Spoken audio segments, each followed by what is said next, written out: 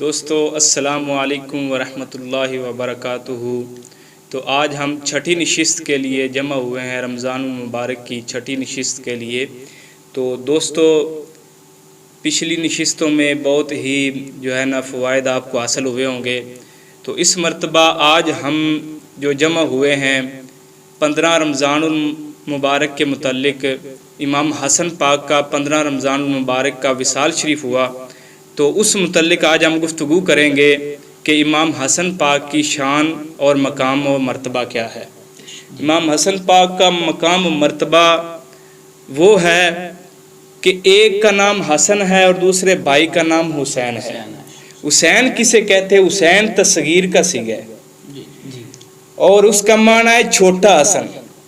جس کے سامنے حسین بھی چھوٹا ہو جائے اسے حسن کہتے ہیں۔ سبحان اللہ۔ چھوٹا حسن یعنی جس کے سامنے حسین بھی چھوٹا ہو جائے اسے حسن کہتے ہیں۔ اور جن کے باپ مولا علی ہوں اور جن کی والدہ محترمہ سیدہ کائنات ہوں اور جن کا نانا رسول کریم ہو، یہ ہیں امام حسن۔ اور امام حسن رضی اللہ تعالیٰ عنہ آپ سرکار قرآن پاک کی صریح آیت جو ہے انما یرید اللہ لیذھب عنکم الرجس اہل البیت ویطہرکم تطہیرا، اللہ تعالیٰ نے قرآن مجید میں فرمایا کہ ہم نے جو رسول کی جو آل بیت ہے نا اس سے پلیتی کا دور کرنے کا ارادہ کر دیا اور پاکی کے ان کے نزدیک ہونے کا ارادہ کر لیا، یعنی پلیتی ان سے ہم نے دور کر دی ہے۔ یہ اہل بیت کی شان ہے۔ تو امام حسن پاک بھی انہی میں سے ہیں، اور رسول کریم صلی اللہ تعالیٰ علیہ وسلم نے فرمایا کہ میری جو اولاد ہے نا وہ فاطمہ الزہرا سے چلے گی۔ تو امام حسن پاک رسول پاک کے بیٹے لگتے ہیں۔ اس طور پہ اگر دیکھا جائے تو رسول پاک صلی اللہ تعالیٰ علیہ وسلم، اور میں اس سے دلیل دیتا ہوں کہ یہ کس طرح رسول پاک صلی اللہ تعالیٰ علیہ وسلم کے بیٹے لگتے ہیں۔ ایک مرتبہ حجاج بن یوسف نے ایک مرتبہ کیا کیا، اس کا یہ طریقہ تھا، وہ ظالم بہت تھا اور بہت ہی زیادہ ظلم کرتا تھا۔ اس نے کیا کرنا، روزانہ ایک سید کو نہ قتل کر کے اس کا جو خون ہوتا تھا اپنے آٹے میں ملاتا تھا اور اس کے ساتھ وہ صبح کا ناشتہ کیا تھا۔ ایسا ظالم بادشاہ، یہ سادات کے خلاف جو ہیں، یہ جو ہے نا ظالموں کے ساتھ، وہ ظالموں کے صف میں ہوگا جو سادات کے خلاف ہوگا۔ اور وہ حجاج بن یوسف نے کیا کیا، ایک مرتبہ اس نے عامر شعبی جو ہیں تابعی تھے ان کو بلایا، تو جب اس کو دربار میں بلایا جاتا تھا تو وہ اس طرح محسوس کیا جاتا تھا کہ یہ جو ہے نا قتل کرنے لگا ہے۔ تو عامر شعبی نے اپنے گھر والوں کو سلام کیا کہ آج میری باری ہے قتل کرنے کی، میرا سر اڑا دیا جائے گا۔ تو جب وہ عامر شعبی آپ گئے نا دربار حجاج بن یوسف پہ، تو حجاج بن یوسف نے کہا اے عامر شعبی پریشان نہ ہو، آج تمہاری باری نہیں ہے، آج وہ فلاں بندے کی باری ہے، وہ جو کھڑا ہے اس کو آج میں قتل کروں گا۔ تو جب حجاج بن یوسف نے اتنی بات کی تو عامر شعبی نے کہا کہ اے حجاج بن یوسف، تو اسے قتل تو کر رہا ہے لیکن اس کا گناہ کیا ہے، اس نے کیا گناہ کیا ہے؟ تو آگے سے حجاج بن یوسف کہنے لگا کہ یہ کہتا ہے کہ امام حسن جو ہے وہ رسول پاک کا بیٹا ہے، میں کہتا ہوں مولا علی کا بیٹا ہے۔ اور جب اس نے کہا، عامر شعبی کہنے لگے یار ان سے کوئی دلیل تو پوچھنی چاہیے نا، اس کے پاس کوئی دلیل تو ہوگی نا۔ تو جب انہوں نے کہا کہ دلیل پوچھی جائے تو وہ جو نوجوان کھڑا تھا نا آگے، آخر وہ صحابہ کرام کا دور تھا تو صحابہ کی زیارت کرنے والے لوگ تھے، تو حجاج بن یوسف کہنے لگا یہ دلیل دے مجھے، پر دلیل جو آیت مبالغہ والی ہے نا وہ دلیل نہیں مجھے چلے گی۔ دلیل وہ آیت مبالغہ والی کون سی ہے؟ ندعو ابناءنا و ابناءکم و نساءنا و نساءکم، یعنی تم اپنے بیٹے لے آؤ میں اپنے بیٹے لے آؤ۔ تو رسول کریم نے اس وقت کس کو لے کر گئے تھے؟ ایک ہاتھ میں امام حسن پاک تھے، تو ابناءکم و ابناءنا، ابناءنا میں امام حسن تو آ گئے نا، تو رسول پاک کے بیٹے تو ہو گئے۔ پھر ابناءنا میں امام حسن پاک، اور اس مقام پہ لکھا ہو جب آیت مبالغہ میں آپ جا رہے تھے نا اس وقت امام حسن پاک کو ہاتھ میں پکڑا ہوا تھا اور امام حسین پاک کو مونڈے پر بٹھایا ہوا تھا۔ تو یہ آیت مبالغہ کے تحت اس نے حجاج بن یوسف نے کہا کہ آیت مبالغہ والی جو ہے آیت وہ نہ پڑھے، اس کے علاوہ کوئی اور قرآن سے دلیل دے مجھے۔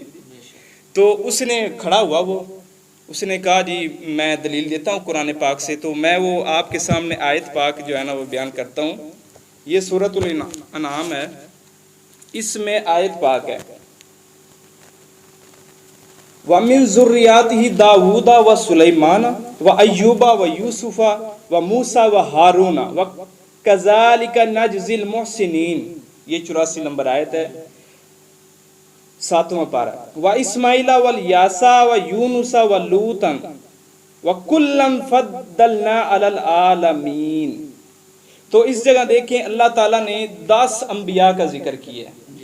اس نے کہا 10 انبیاء کا ذکر آیا اس میں کہ حضرت ابراہیم علیہ السلام کو رب فرما رہا ہے یہ آپ کی اولاد میں سے ہیں یہ 10 انبیاء۔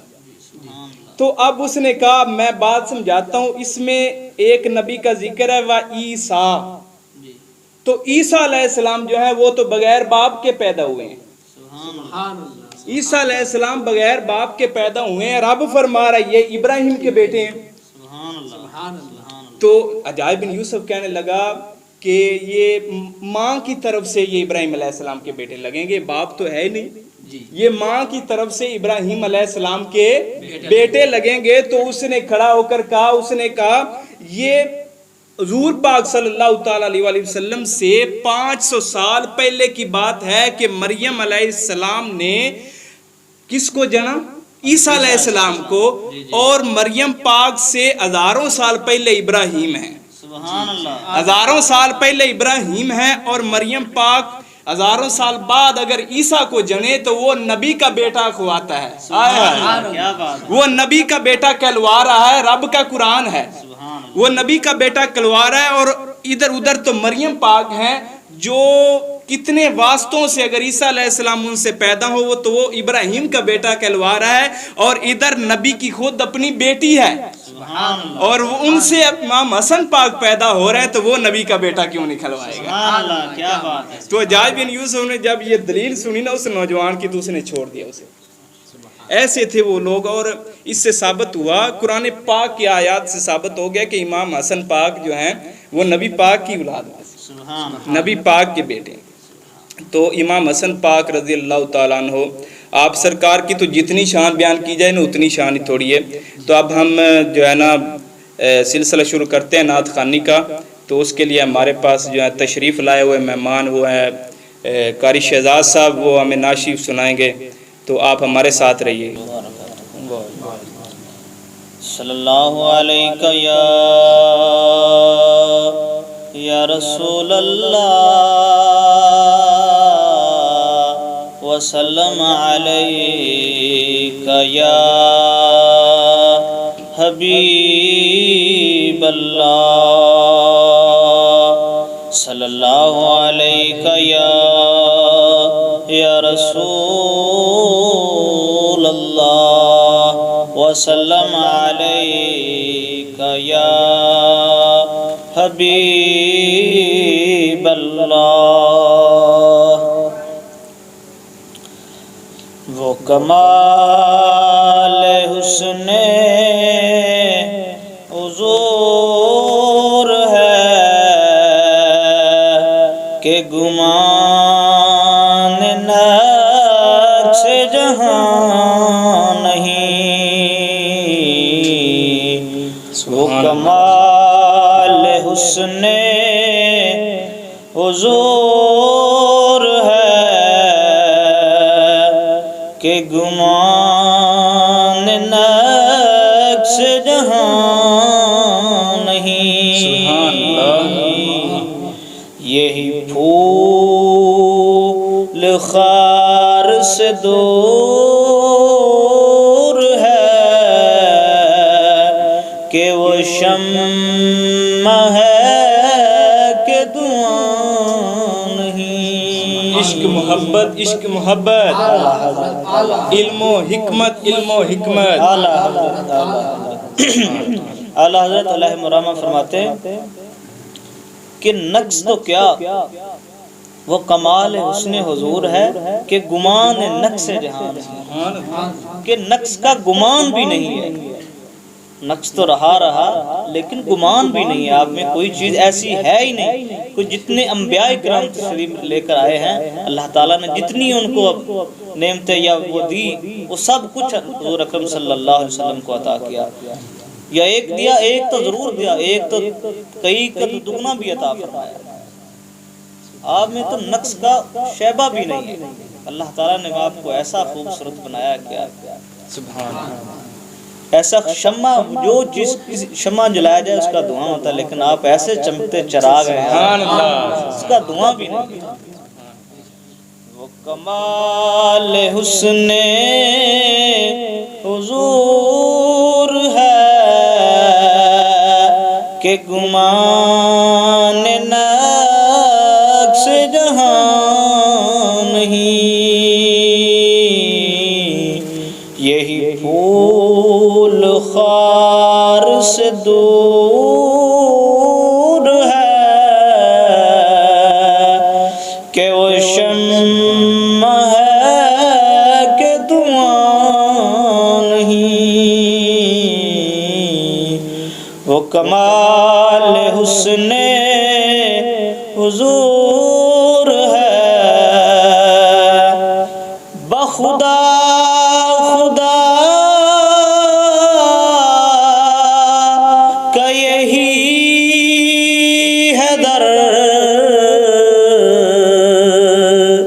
خدا کا یہی ہے در, نہیں اور کوئی مفر مکر. بخدا کا یہی ہے در, نہیں اور کوئی مفر. جو وہاں سے ہو یہی آپ کے ہو, جو یہاں نہیں تو وہاں نہیں. فرماتے ہیں کہ جو حضور اکرم صلی اللہ علیہ وسلم عطا فرمائیں گے وہی ادھر سے عطا ہوگا, جو ادھر سے عطا ہوگا وہی یہاں سے عطا ہوگا. جو یہاں نہیں ہے تو وہاں بھی نہیں ہے. جو حضور دیں گے تو وہاں سے ملے گا, جو حضور نہیں دیں گے تو وہاں سے نہیں ملے گا. وہ کمال حسن حضور ہے کہ گمان نقص جہاں نہیں. یہی پھول خار سے دور ہے کہ وہ شمع ہے کہ دھواں نہیں. میں نثار تیرے کلام پر, میں نثار تیرے کلام پر ملی یوں تو کسی کو زبان نہیں. وہ کمال حسن حضور ہے کہ گمان نقص جہاں نہیں. اللہ کتنے ہی پیارے انداز سے قاری شہزاد صاحب نے ہمارے سامنے جو ہے حضور پاک صلی اللہ تعالیٰ علیہ وآلہ وسلم کی ثنا بیان کی. وہ کمال حسن حضور ہے کہ گمان نقص جہاں نہیں. میں تو یہ کہتا ہوں کہ حضور پاک سرکار صلی اللہ تعالیٰ علیہ وآلہ وسلم ان میں تو نقص کا شیبہ ہی نہیں نا. تو جو آگے امام حسن حسین پاک ہیں ان کے بارے اللہ حضرت کیا فرمایا, تیری نسل پاک میں ہے بچہ بچہ نور کا. ان کا تو بچہ بچہ نور کا ہے, تو سرکار کا عالم کیا ہوگا. تیری نسل پاک میں ہے بچہ بچہ نور کا, تو ہے عین نور تیرا سب گرانا نور کا. ان میں تو کا نقص کا گمان کرنا، ادھر تو حسن و حسین میں نہیں کر سکتا کوئی، وہ نور کے ہیں، اللہ حضرت فرما رہے ہیں وہ نور کے بنے۔ تو ایک میں آپ کو واقعہ سناتا ہوں، روم کا بادشاہ تھا، اس نے ایک بندہ بھیجا، اس نے کہا کہ علی کا بہت شہرت سنا ہوا ہے کہ وہ بہت علم والا بندہ ہے، تو میرے یہ 2 سوالوں کا جواب دے دے تو میں مان جاؤں گا۔ اس نے سوال لکھے، اس نے کہا جا کے پوچھنا کہ مشرق سے مغرب تک زمین کا کتنا فاصلہ ہے، اور زمین سے فرش تک کتنا فاصلہ ہے۔ مولا علی سرکار پہچان گئے کہ یہ سوال لے کے آیا ہے، تو اس نے کہا جی میں سوال کرنے آؤں۔ آپ نے فرمایا میں تجھے جواب نہیں۔ وہ پیچھے چل پڑا، مولا علی نے فرمایا اس کو ٹھہر۔ جب وہ ٹھہرا تو مولا علی فرمایا اس کا جواب میں نہیں دوں گا، یہ سوال بہت چھوٹے ہیں، یہ سوال بہت چھوٹے ہیں، ان کا جواب وہ میرے بچے جو بیٹھے ہیں نا حسن حسین، ان سے جا کے پوچھ۔ اللہ اکبر۔ تو جب امام حسن حسین، وہ کہنے لگا یار علی کو جواب آئے نہیں تو حسن حسین یہ اس کے بیٹے ہیں، یہ کیسے جواب دے دیں گے؟ جبکہ اس کو پتہ نہیں علی تو اپنے بیٹوں کی شان دکھانا چاہتے ہیں کہ اب یہ میرے بیٹوں کی شان دیکھ گیا تو میرا اس کو پتہ چل جائے گا کہ ان کے اندر کتنا علم ہے۔ تو وہ نہ مسخرے اڑاتا ہوا کہ ان کو کیا آئے گا، یہ چھوٹے سے بچے ہیں، ایک 2 سال کا بچہ ہے، ایک 6 سال کا بچہ ہے، تو بچے ہی نا۔ تو جب انہوں نے دیکھا وہ مسخرے اڑاتا ہوا، جب امام حسن پاک سرکار کے پاس پہنچا تو امام حسن پاک نے کہا سوال لے کے آئے ہو؟ تو اس نے کہا جی سوال لے کے آیا ہوں۔ تو آگے سے ہنستا بھی تھا کہ ان کو کون سے جواب آ جانے۔ تو امام حسن کو آپ نے مخاطب فرمایا، امام حسن پاک نے مخاطب فرمایا امام حسین پاک کو، کیا حسین جواب تو دے گا یا میں دوں؟ سبحان اللہ، سبحان اللہ، کیا بات ہے۔ یعنی 2 سال کے بچے کو آپ کہہ رہے ہیں کہ جواب تو دے گا یا میں دوں گا؟ تو امام حسین پاک نے عرض کی جی آپ بڑے ہیں، ادب کا بھی لحاظ ہوتا ہے کچھ، تو آپ نے فرمایا آپ جواب دے دیجیے۔ تو امام حسن پاک نے فرمایا تو نے پوچھا ہے پہلا سوال یہ کہ مشرق سے مغرب کتنا فاصلہ ہے، فرمایا سورج ایک دن میں جتنا سفر کرتا ہے اتنا مشرق سے مغرب تک فاصلہ ہے۔ سبحان اللہ، کیسی عجیب بات کی آپ نے۔ مومن کی نگاہ چلی جاتی ہے اور جو مظلوم ہوتا ہے اس کی آہ چلی جاتی ہے، اتنا سا فاصلہ ہے۔ تو جب امام حسن پاک نے یہ جواب دیا تو حیران رہ گیا، تو اس کو پتہ چل گیا کہ یہ تو مولا علی کے بیٹوں کا مقام ہے، تو مولا علی کا مقام کیا ہے۔ تو ماشاءاللہ یہ امام حسن پاک کا بہت ہی خوبصورت واقعہ سنایا ہے۔ تو اب ہم جو ہمارے مہمان ہیں علامہ عامر صاحب، ان کی طرف جو ہے نا چلتے ہیں کہ وہ ہمارے سامنے جو امام حسن پاک کا کوئی واقعہ بیان کریں گے اور امام حسن پاک کے بارے میں گفتگو کریں گے، اور ہمارے ساتھ رہیے گا، آخر میں انشاءاللہ العزیز مسائل کے متعلق بھی گفتگو ہوگی۔ تو جی علامہ عامر صاحب۔ السلام علیکم یا سیدی یا حبیب اللہ وعلی آلک و اصحابک یا سیدی یا محمد رسول اللہ۔ دوستو آج جو ہے میں سیدنا امام حسن پاک رضی اللہ تعالی عنہ سبحان اللہ، ان کا ایک واقعہ ہے جو نصیحت آموز ہے، سبحان میاں بیوی کے حقوق میں بھی سبحان اللہ، اور آپ کی شان میں بھی۔ واقعہ یہ ہے کہ ایک مرتبہ حضرت سیدنا امام حسن پاک اور آپ کی ایک اہلیہ کا آپس میں اختلاف پڑ گیا کسی وجہ سے۔